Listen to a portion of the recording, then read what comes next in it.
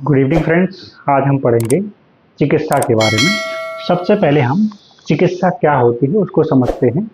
तो आचार्य चरक ने वर्णित किया है, या भी क्रिया भी जायन्ते शरीरे धातु समा।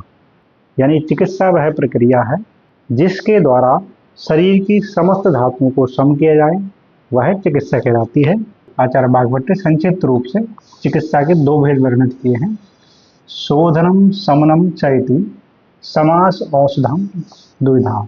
आचार्य ने संक्षिप्त में चिकित्सा के दो भेद किए हैं, एक शोधन चिकित्सा, दूसरी समन चिकित्सा। तो शोधन शरीर की वह क्रिया है जिसके द्वारा शरीर में बढ़े हुए अधिक दोषों को शरीर के निकटस्थ मार्ग से, यानी प्राकृतिक मार्ग निकटतम मार्ग हो, उसके द्वारा दोषों को शरीर से बाहर निकालने की प्रक्रिया जो है शोधन कहलाती है। समन चिकित्सा वह चिकित्सा होती है जिसमें शरीर के बढ़े हुए या घटे हुए दोषों को साम्य अवस्था में लाना समन कहलाता है। तो हम बात करते हैं कि शोधन चिकित्सा और समन चिकित्सा को बेसिकली कब प्रोसेस अपनाई जाती है, शोधन और समन की। तो जब शरीर में बहुदोष लिंगानी, यानी शरीर में जब बहुत दोष अधिक बढ़े हों तो उनको उस स्थिति में शोधन चिकित्सा अपनाते हैं, और जब दोषों में अल्प वृद्धि हो या अल्प क्षय की अवस्था हो उस स्थिति में समन चिकित्सा को अपनाया जाता है।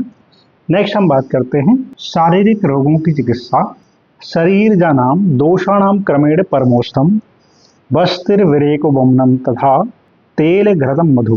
तो आचार्य ने पूर्व में जो है शोधन समन दो प्रकार की चिकित्सा का वर्णन कर दिया। उस शोधन समन में भी शरीर में जो दोष है वात पित्त कफ, उन वात पित्त कफ की जो परम औषध यानी श्रेष्ठ चिकित्सा है उनको भी दोनों एस्पेक्ट में वर्णन किया है। पहले शोधन के एस्पेक्ट में वर्णन किया है जिसमें वात में बस्ती, पित्त में विरेचन और कफ में बवन। इसी प्रकार समन के एस्पेक्ट से तेल घृतम मधु, तेल जो है वात की स्थिति में, घृत पित्त की स्थिति में, मधु जो है कफ वृद्धि की स्थिति में, एक एक शोधन द्रव्यों का या एक एक शोधन प्रक्रिया का और एक एक समन प्रक्रिया का आचार्य ने वर्णन किया है।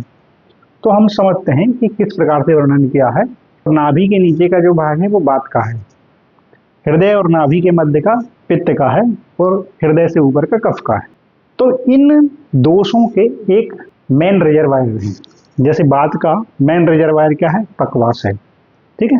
इस पक्वास में सबसे पहले वात की दृष्टि होगी, यानी कि जो मेन रिजर्वायर प्रमुख स्थान को मेन रिजर्वायर मान सकते हैं आप। तो इस प्रमुख स्थान में सर्वप्रथम वात की दृष्टि होगी। तो इस बस्ती से मतलब क्या है, गुद मार्ग के द्वारा मेडिसिन देना बस्ती कहलाता है। तो बस्ती गुद मार्ग के द्वारा देंगे तो ये पक्वासे में जाएगी और पक्वासे ही वात का प्रमुख स्थान है। तो जब मेन रिजर्वायर पर ही वात का समन हो जाएगा या उसकी चिकित्सा हो जाएगी तो शरीर के जितने भी स्थान में वात वृद्धि वो अपने आप समन हो जाएगा। इसी प्रकार पित्त की हम बात करते हैं तो पित्त का हृदय और नाभि के मध्य का भाग, यानी कि आप जो देख पा रहे हैं कि पित्त लीवर में बना, गाल ब्लैडर में संचय और इस ड्यूोडेनम का सेकंड पार्ट में पित्त को छोड़ा जाता है। तो यहाँ ऊर्ध्व अमाशय जो है कफ का भाग है और अधो अमाशय जो है पित्त का भाग है, या अमाशय पक्वाशय के मध्य का भाग जो है पित्त का स्थान बताया। तो इस स्थान में चिकित्सा क्या है, विरेचन। तो जो भी मेडिसिन है वो मुख के द्वारा दी गई है लेकिन वो परगेशन कराने वाली है। तो इंटेस्टाइन में जितना भी पित्त जमा हुआ है वो इस विरेचन के द्वारा निकल जाएगा। इसी प्रकार कफ की प्रमुख चिकित्सा शोधन में जो है वमन है। तो यहाँ भी अमाशय उसका प्रमुख स्थान है, मतलब उरह स्थान है। तो उरह जो है इसके ऊपर का भाग है। तो यहाँ से कफ का प्राकृत मार्ग जो है मुख है, तो इसके द्वारा नीरस्ट प्राकृत एवं नीरस्ट मार्ग से चिकित्सा की जाती है वो यहाँ पर वर्णन की गई है, ठीक है। इसी प्रकार समन द्रव्य में एक एक मेन समन द्रव्यों का वर्णन कर दिया है कि वात का जो शीत गुण है उसमें तेल के अभ्यास से, तो तेल जो है गुरु गुण वाला होता है, उष्ण होता है, तो वात का समन करता है।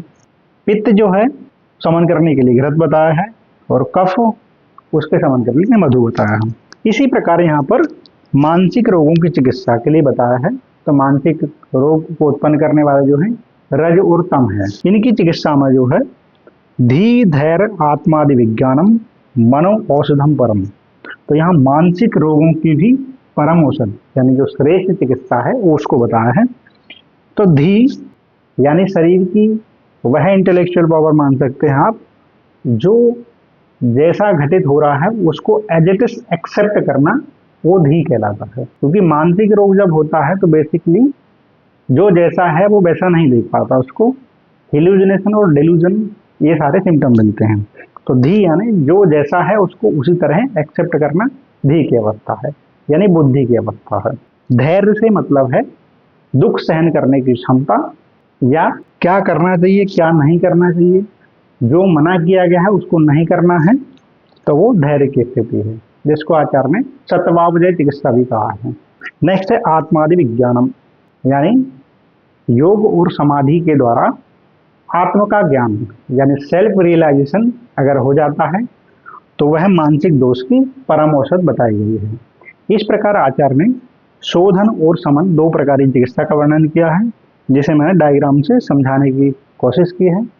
आपको अगर वीडियो पसंद आए तो आप लाइक करें, शेयर करें, चैनल को सब्सक्राइब करें। Thank you.